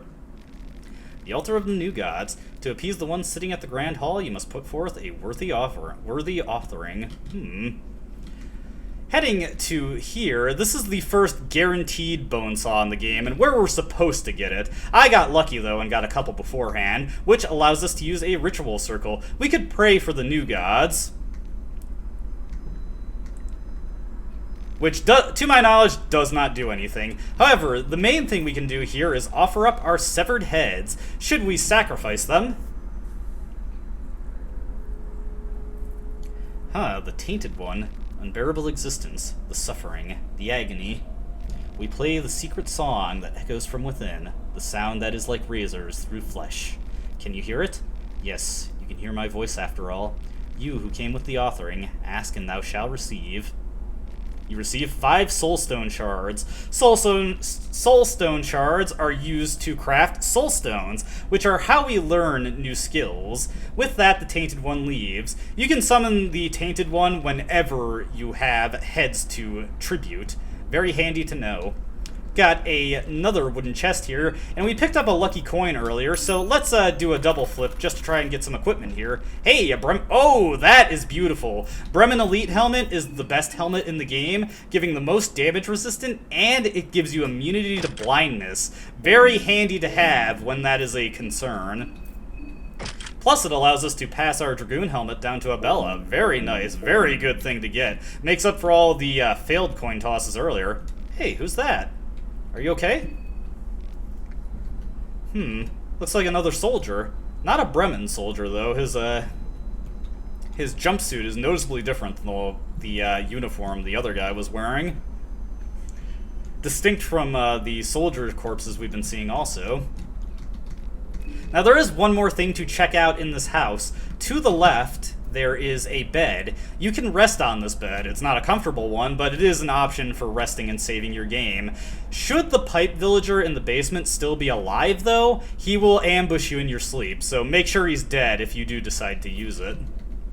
Yellow Vial is an item we can use for crafting. We got a very good item there. Ooh, 2 very good items. Pep Pills give a buff to your character that increases their speed, and it pretty much guarantees you'll always get double turns in fights, so it's a very handy item to have, and I'm glad that I got it, since I can already think of places where I can use it. Checking all of these things here, get some red herbs. That box is not checkable, 6 shillings. It's actually pretty fortunate that we're getting a good amount of money here. I always like to keep 1 coin in store, so I'm not going to do any more double flips for those chests there. Heading over this way, got another villager right here. He's afraid, but that is no problem for us. Fortunately, it seems like his fear is preventing him from setting the bear trap first turn, so that's actually pretty fortunate to know. I mentioned that killing intent falls off pretty quickly. As soon as we're out of this area, we're going to start running into things that are just completely unaffected by it. Heck, we already ran to the pipe villagers who aren't affected by it, so yeah, it's going to fall off pretty quickly, but for right now it's pretty handy. It's hard to make sure of the cause of the death. Oh, same thing as the previous guy. But we search this guy, and there's something bulging in the corpse's pocket. Soldier's diary, eh? Alright, we'll give that a little bit of light reading later. Get a vial of oil. And this house right here, the door is locked. And here's our first major advantage of lockpicking. This house has a very good item for us to grab. You find a meat pie. Not a meat pie, but some goodies here. Ooh, nice. Good amount of food and some booze. We do need a bit of that at the moment. Huh, it's a crucifix of Almer. Almer is basically the fear and hunger equivalent of Jesus, although his backstory is a bit more morose than, honestly, the already heavy story of Jesus. Heading over here, a rifle on the wall, written in blood. Arm yourself. The festival of Termina, the festival of blood, is upon us. Well, absolutely. We get our first gun of the game, and fortunately we got some rifle ammo earlier, so we can actually make some pretty good use of it. Guns in Fear and Hunger Termina, they of course can be used as weapons in battle, but they are limited by their ammo. The main reason you want them, though, is that they can be used on the field to shoot enemies, damaging their HP, and with a rifle we can use it to shoot their arms off, making them much less threatening in combat. Looks like the chair fell over. That's probably nothing. Anyways, with that all said and done, let's get into the manor over here. This is the mayor's manor. The ticking clock sound. Luger pistol. That is one of the other guns in the game. The Luger pistol only does damage. It does not disarm enemies on its own. However, the Luger pistol gets ammo in much greater quantities, and it can still kill enemies on the field. With the rifle, if we shoot an enemy on the field 4 times, they will die. With the Luger pistol, it's a bit random, but in as little as 3 shots, but usually around 5 or 6 shots, it can kill enemies on the field. Here we've got an extensive library, and here's a chance for us to hopefully get some crafting books or a Bible. Oh, that is the best Bible in the game. That is the God of Fear and Hunger's Bible. Should we draw that on the appropriate circle, it will summon a Fear and Hunger statue that allows us to save our game. Using this Bible, we can get 6 additional save points in the game. Very, very good. And saving your progress at a Fear and Hunger statue does not cost you any time. So, very handy. One of the best things we could have gotten here, honestly. Dud shelf. You'll get those every now and again. Hey, Alchemilla Volume 3. The Alchemilla Volume 3 allows us to create one item, the Brown Vial, but it's one of the best buffing items in the game. We'll go over that once we're... Well, actually, we are able to craft it right now, but it's gonna be a while before we could find any real use for it. Now, all the doors in the mayor's mansion is locked, but there is a key we can use in order to open these doors. However, because we are Marco, we can just get a little ahead of the curve and start picking these locks in order to search the place. The Pocket Cat, eh? Pocket Cat was a character from the previous game who, well, we'll talk about Pocket Cat when we get to Pocket Cat. Hey, matches, very nice. Definitely want to light some candles around here to restore our lost mind. Small key, completely useless for Marco. Alright, finally got a heads here. Iron Spear, that's actually a very rare and very good weapon. There are 3 standard damage types in this game. Slash, I always forget what the other one is. Let's just, Slash, Pierce, and Blunt. Pierce is one of the rarest types of damage. By and large, only guns really inflict pierce damage, but Iron Spear is one of the few items you can get in the game that actually does do pierce damage, and it's actually stronger than the Pipe Wrench. However, Abella cannot throw it, and we really do want the Pipe Wrench for a fight that's coming up in the very near future, so I want to keep that on her for right now. She's also getting a little hungry, so let's just feed her up real quick. Heading into this area right here, bunch of glass shards, and some more pottery to check. Looks like we've reached the office of the mayor back here, or some kind of dining room, I guess. Can we light these candles? Doesn't look like I can get around the table. Hey, some coins. That cupboard always has a couple shillings in it. Alright, we're finally doing pretty good on food. Moldy bread is a, hey, purifying talisman. This will come in handy later. Another one. That's interesting. But moldy bread is a light hunger restorative. It restores 30 hunger. Despite thinking that it might cause some problems eating moldy bread, there's actually no drawback to eating it. It's pretty funny like that. Now, before we step any further, I want to equip the rifle real quick. When you first equip a gun in Fear and Hunger, you get a little dialogue explaining the character's thoughts about it.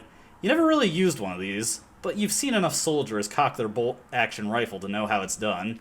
The rifle feels pretty natural against your shoulder as you look down the iron sights. And Marco is locked and loaded and ready to go. Like I said, we can shoot enemies on the field with the rifle to damage them, and we can use it to disarm them, which is very handy, because over here we've got this guy.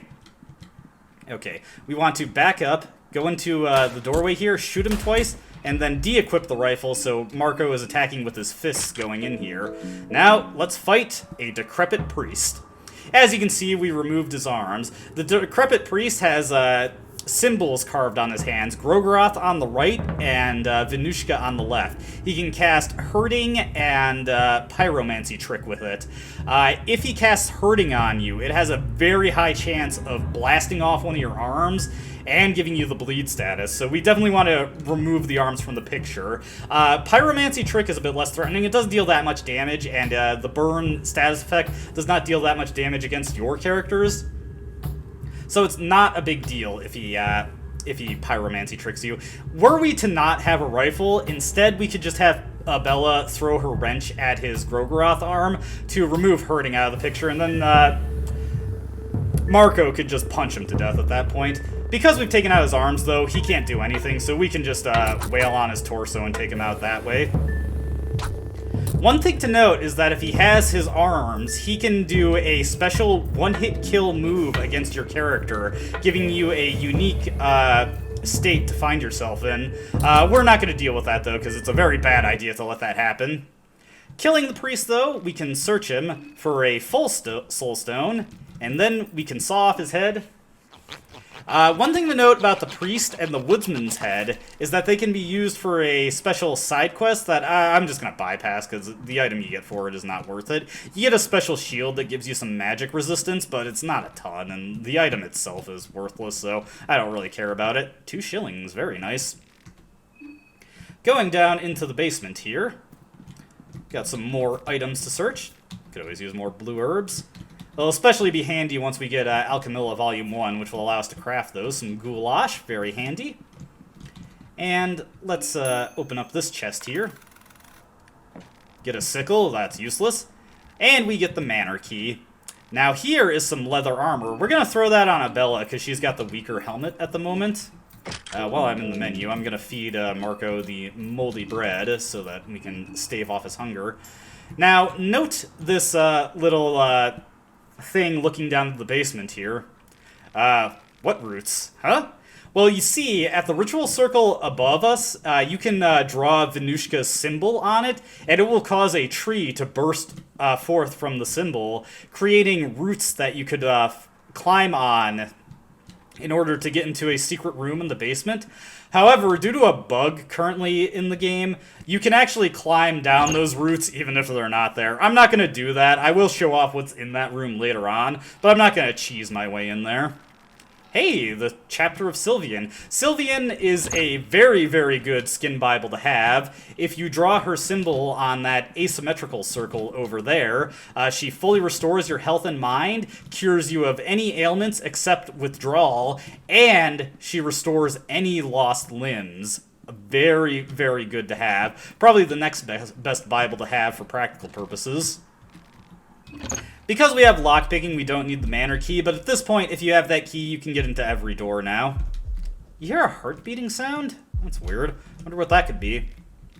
Heading into the basement here, there's a couple of shelves that we can search for scrap items. Unfortunately, the way I'm going to be playing the game in these videos, we're not going to be able to see what we can do with these items, but I will make sure to go over it when the time becomes relevant, or when it becomes pertinent. The food storage of Old Town. Inside here, we can find yet another white vial, plenty of options to cure poison. And we can search these crates back here to get a variety of food items, plus some liquor every now and again. But yeah, just be sure to search the diagonals. And there we go. We're pretty much set on food for quite a while at this point. I can't imagine burning through any of that stuff in a hurry. But yeah, now that we've done that, let's return to the Tainted One real quick. We want to sacrifice that Decrepit Priest head so we can get one more Soulstone shard. That will allow us to craft another Soulstone on top of the one we are able to do from the previous shards we've gotten, which will give us 3 Soulstones altogether, and that should allow me to get all the skills that I feel like getting at the moment. Once again, the Tainted One rises from the pool of blood. And we get the 2 Soulstone shards. Alright.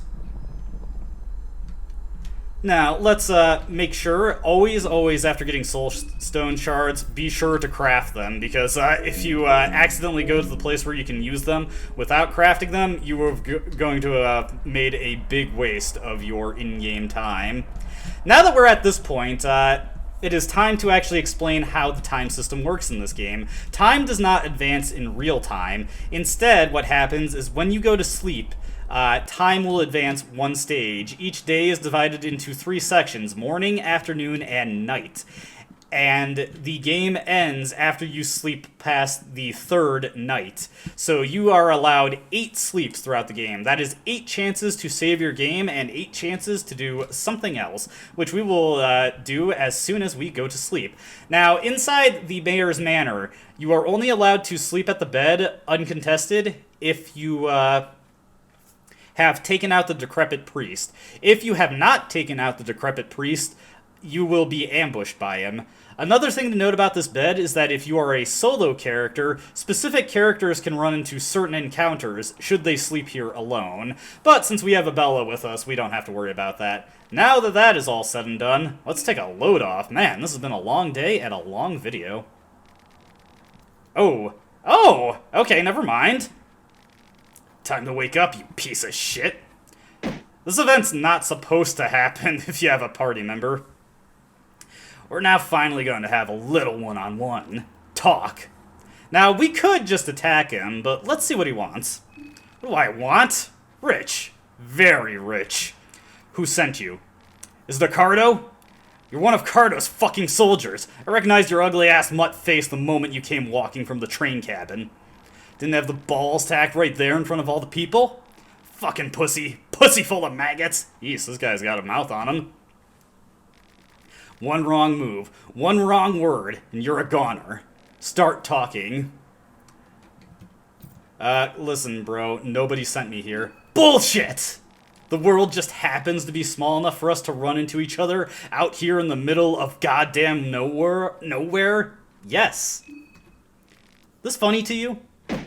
Nothing swipes a smile off someone's face like a lead pipe. I'll ask once more. Once more. Start talking. I don't know what you're talking about. Cut the bullshit! I've seen you before. I remember your faggot ass. You were dallying with one of my soldiers. Who was that? Whatever. Doesn't matter. I got him killed the morning after.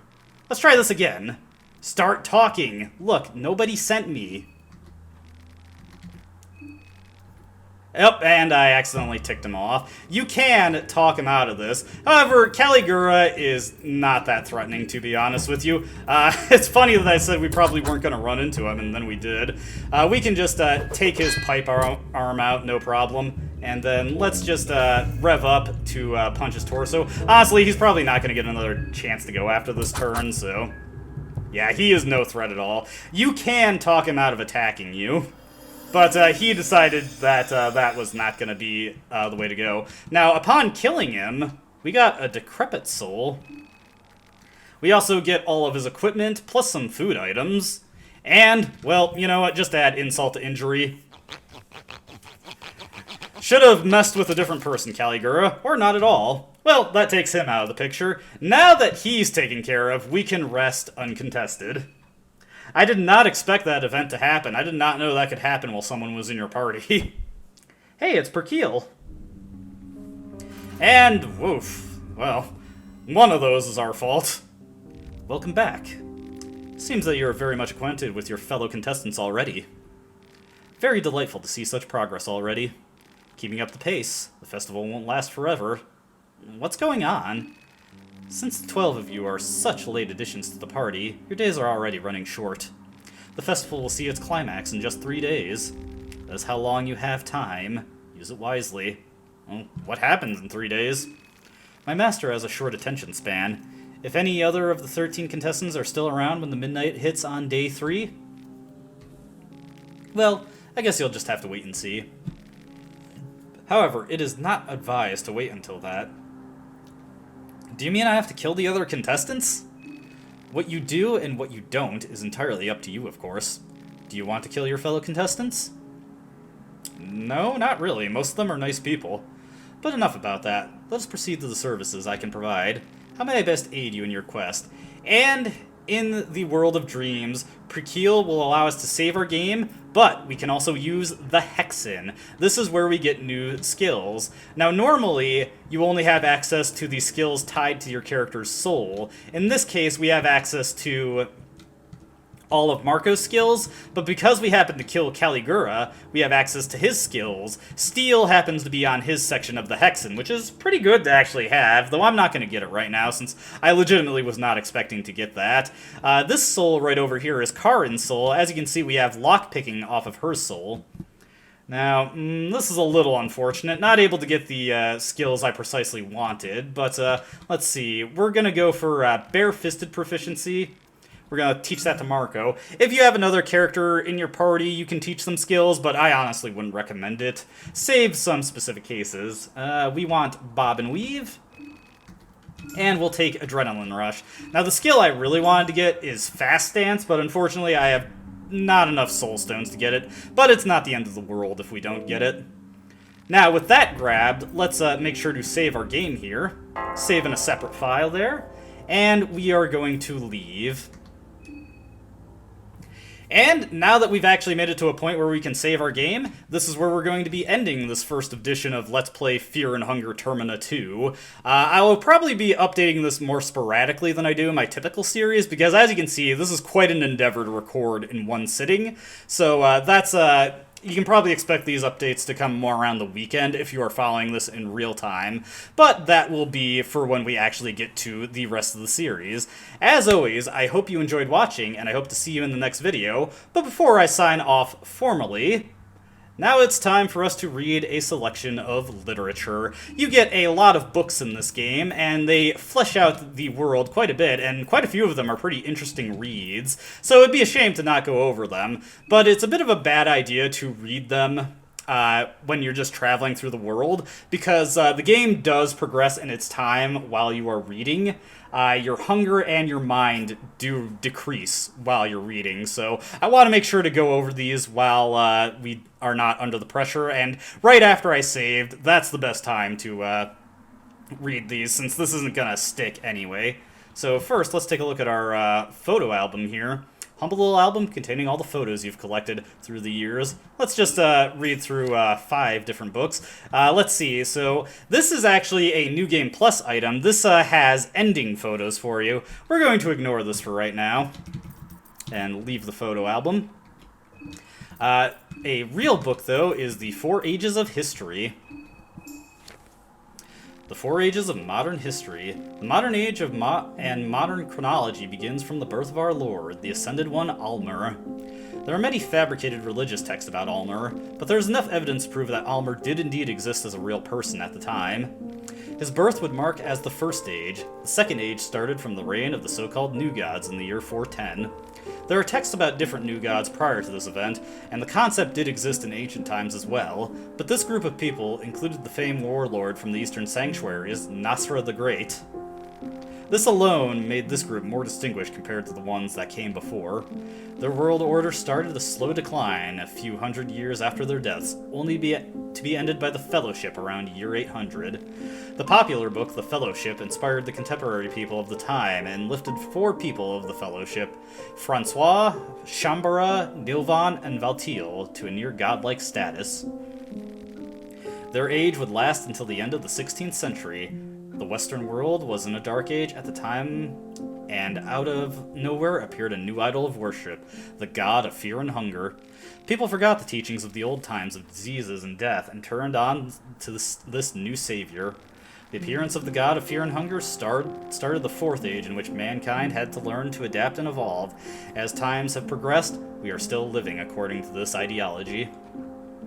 The god of fear and hunger was the deity formed at the end of course, Fear and Hunger 1. For more information on that, be sure to check out that game, though be forewarned that there is a lot of harsh content in that game, so if you are squeamish of that, be mindful. Next up is the Woodsman's Letter.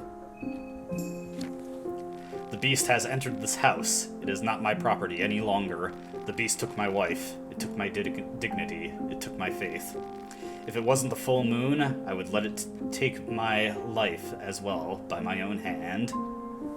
So it looks like the woodsman was painfully aware of the dalliance his wife had with the goat, but for one reason or another, the moon god Rare did not permit him to kill himself. For the Soldier Diary 1, what backwater parts these dark corners of the earth really are. When I heard about this assignment, I figured the city of Prehevil was at least decent size, and there would surely be some entertainment to be had with the local dancers and street girls. But alas, I'm not too keen on getting that comfy with the locals after sightseeing the city a bit. Frankly, I'm baffled at how a city of this size has managed to stay so isolated from neighboring influences in modern times. The Prehevil folks still hold on tightly to religious rites as old as the Fellowship itself. The human sacrifices creep me out in this day and age. Even if I've seen the horrors of war, the crucifixes set around the city managed to send a chill down my spine.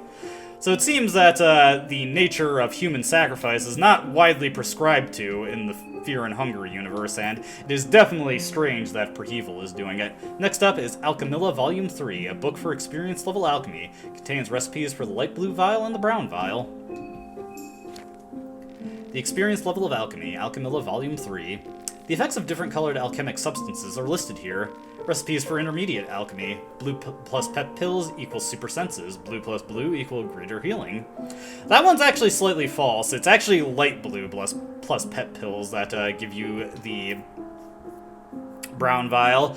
Additionally, I've mentioned this before, but you do not need to read books to get the crafting recipes that they afford you. You just simply need to possess them. This was not the case in the first game. Next up is the Soldier's Letter, a handwritten letter of a Bremen soldier. Seems like he never got to send the letter.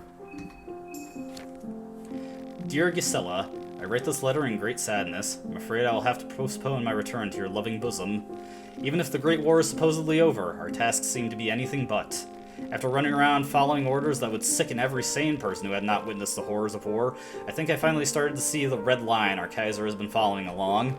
This rotten city was the very thing our Kaiser strived to conquer since day one. I do not think it a coincidence that very soon after reaching the city, the Kaiser decided to withdraw Bremen forces elsewhere and agree on the terms of peace. I don't know what's so special about this miserable place, but I even heard that the Kaiser himself will be coming here in the upcoming days. Maybe after that I can finally return home. I hope you are able to wait for me just a little while longer. Yours forever, Johnny. Bit sad. But that is where we're going to be ending this video. Hope to see you in the next one.